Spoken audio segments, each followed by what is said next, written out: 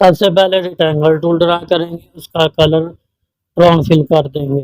जब ब्राउन करना, इसकी एक और रेक्टेंगल टूल की कॉपी ड्रा करेंगे जिसका सर्फेस का कलर येलो फिल कर देंगे। इसको पकड़ के पहले वाले रेक्टेंगल टूल के ऊपर मूव कर देंगे।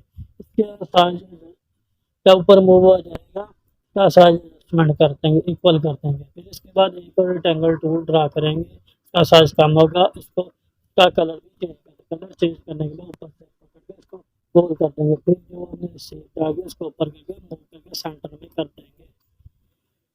ये जो हम एक और रेक्टेंगल टूल की काफ़ी ड्रा करेंगे जो दरमियान से होगी।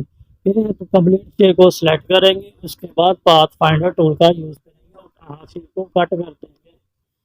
फिर इसके बाद हम 3D टूल में इसके किनारे पकड़ के ऊपर वाला और नीचे वाला कॉर्नर गोल कर देंगे सिलेक्शन टूल की मदद से। फिर इसके बाद इसके बाद हम 3D टूल में जाएंगे, कंप्लीट स्टेप को सिलेक्ट करेंगे और रिवॉल्व अप्लाई कर देंगे।